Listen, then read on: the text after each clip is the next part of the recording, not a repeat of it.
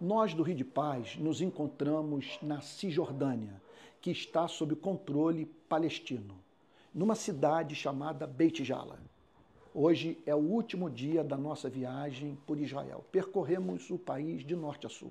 Conversamos com os mais diferentes representantes de ambos os povos. E com o objetivo de elevarmos o nosso nível de compreensão desse conflito, a fim de que o nosso engajamento visando a paz entre esses dois povos fosse, assim, se tornasse um engajamento mais consciente, mais justo, mais simétrico.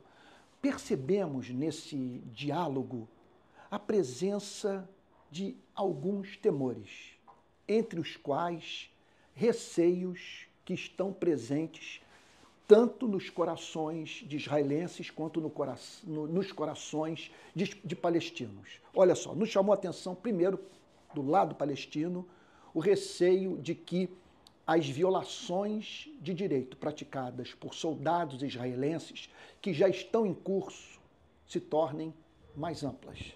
Olha, soldados estão entrando nas casas dos palestinos, obviamente, sem nenhuma autorização oficial. Há relatos de execução, de pessoas feridas, de casas que foram demolidas e de um aprofundamento do cerceamento do direito de ir e vir do povo palestino. E todos temem que isso torne o quadro muito mais grave do que já é. Percebemos também dos dois lados, esse é um temor que há em comum, o receio de uma guerra civil. Nós, do Rio de Paz, não temos subsídios a partir da nossa experiência, de tudo que percebemos, de tudo que ouvimos aqui, de chegarmos à conclusão de que tudo caminha a passos largos para uma guerra civil. Contudo, nós conversamos com pessoas que falam abertamente sobre esse risco. O primeiro deles tem a ver com a relação de cidadãos israelenses com cidadãos palestinos israelenses. Então, o receio que haja, portanto, ações bélicas por parte de cidadãos israelenses, que, segundo informações que colhemos, estão sendo armados pelo governo de Israel. Conversamos com uma liderança católica que diz o seguinte, que recebeu amigos israelenses em sua casa recentemente e pela primeira vez os viu armados. Agora, a sociedade judaica está profundamente rachada. Então, claro, uns favoráveis à guerra e outros radicalmente contrários, em especial ao que está em curso em Gaza. Gente, portanto, que entende que essa relação entre israelenses e palestinos é absolutamente insustentável e tem que haver, portanto, uma solução política que tenha como objetivo fazer com que ambos os povos tenham os seus direitos civis, os seus direitos políticos, sociais garantidos.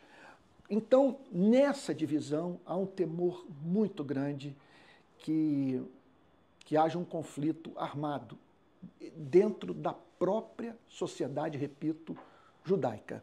Nós também percebemos um receio de ambos os lados, de uma escalada da violência.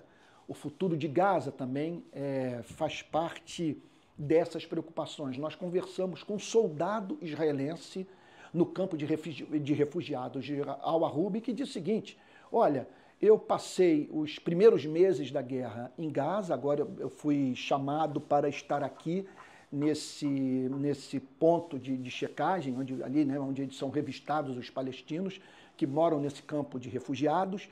Ele diz o seguinte, olha, a impressão que eu tenho, ele falou com muita clareza para mim, é que o nosso governo não tem objetivo nenhum, ele não sabe o que vai fazer com Gaza. Sabe? E, por fim, o receio de mortes de civis palestinos e de soldados israelenses. Conversamos com a mãe num kibbutz, nas cercanias ali da região da Galileia, que diz o seguinte, olha, meu filho de 18 anos em agosto está indo para Gaza. Eu não sei se vou conseguir dormir.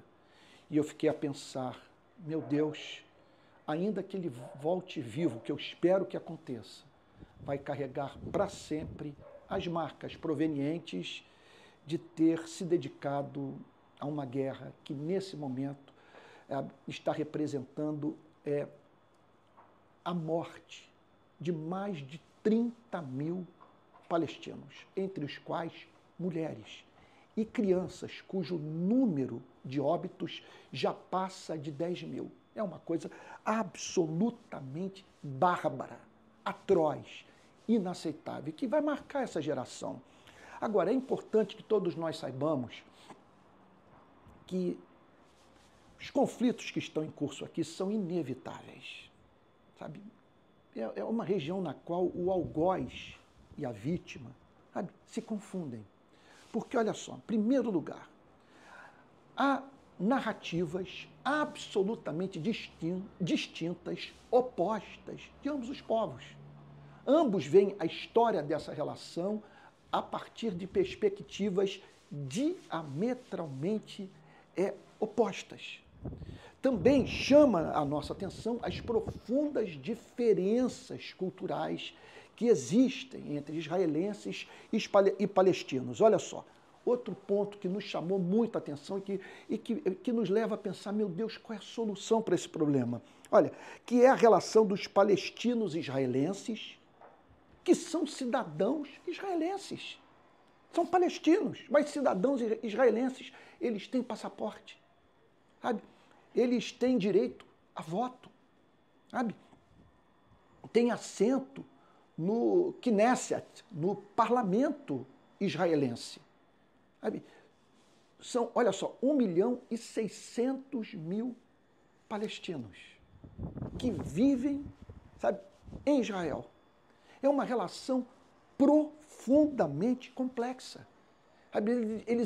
Hoje eles são objeto da suspeição de não poucos judeus e, ao mesmo tempo, envolvidos com as mais diferentes atividades profissionais. Você entra num táxi, é um palestino dirigindo táxi. Você entra no ônibus, é um palestino dirigindo ônibus. Sabe? E você vê palestino nos restaurantes, nos hotéis, sabe? Então, quer dizer, nos bares, enfim, em íntima relação com o povo judeu. Agora, olha só, dentro do território de Israel, há 350.000 beduínos, palestinos, muçulmanos, espalhados por mais de 40 comunidades.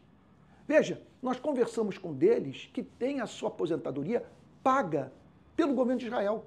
Contudo, mora numa localidade que não é reconhecida pelo Estado de Israel. É ignorada e, portanto, os serviços públicos não chegam a essas mais de 40 comunidades beduínas. Por exemplo, nós entramos numa casa em que não havia luz elétrica, sabe? Porque esse tipo de serviço público não chega às comunidades beduínas. Agora, o que falar sobre essa região onde eu me encontro? Sabe? Nós, do Rio de Paz, estamos chocados com o fato de saber que a Jerusalém Oriental pertence aos palestinos, quer dizer, a região onde eles moram, onde eles estão fortemente presentes. Gaza pertence aos palestinos e aqui a Cisjordânia. Contudo, na Cisjordânia, chamado West Bank, estão espalhados 700.000 colonos judeus em mais de 200 assentamentos ilegalmente construídos em área palestina.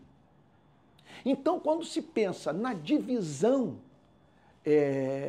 de Israel, do território de Israel, na criação de 2 estados a partir dessa divisão, sabe, você tem que necessariamente lidar com esse fato de palestinos que moram em áreas, moram legalmente em áreas que pertencem a Israel e colonos israelenses que moram em áreas palestinas.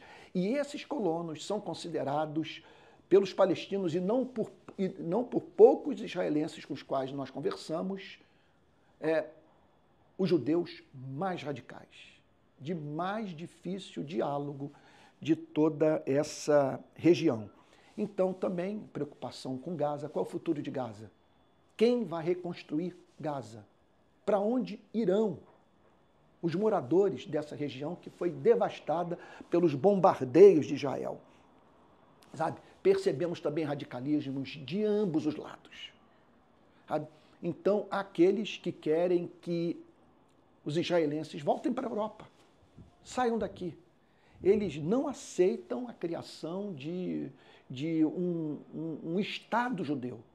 Mas, do outro lado, nós conversamos, por exemplo, com uma liderança religiosa judaica que diz o seguinte: olha, essa região nos foi dada por Deus.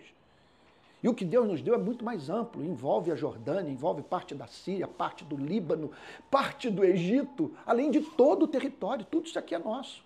E se os palestinos tiverem que morar aqui, sabe, que eles, olha, que eles poderão fazê-lo, mas sem nenhum direito político. E nós vamos governá-los, sabe, com mão de ferro. Eles vão poder viver, vão manter um relacionamento conosco, mas sem direito a voto, sem direito à presença no parlamento. Quer dizer, você imagina, como assegurar direitos civis, como você ter seus direitos, os chamados direitos humanos, preservados, sem que você tenha os seus direitos políticos assegurados, sabe? Então, chamou a nossa atenção também a vida nessa região, nos campos de refugiados, sabe? Os muros gigantescos, sabe? A revista constante, as violações de direito, repito, praticadas pelos soldados israelenses, sabe? As imagens que chegam de Gaza, nos aparelhos de televisão, dos celulares dos palestinos, que estão feridos na alma com o que está em curso, sabe, naquela região. Então, nós voltamos daqui muito preocupados. Difícil é divisar uma saída. E agora, pela qual nós temos que torcer e lutar. Sabe? Uma solução existe, mas sem a mínima dúvida, sabe, vai exigir de ambos os lados muita renúncia. E renúncia daquilo que um percentual significativo de cidadãos palestinos e israelenses, sabe, não querem, hipótese alguma, abrir mão. Voltamos para o Brasil, contudo, com a esperança de que haja sucesso no trabalho pacífico de palestinos e israelenses. Conhecemos palestinos encantadores, israelenses maravilhosos, gente que revelou um compromisso radical com a paz e com a defesa do direito à coexistência pacífica e harmoniosa entre ambos os povos. Então, é por isso que nós devemos lutar. Repito, sem escolher lado, exceto o da promoção da vida humana nessa tão castigada região do planeta.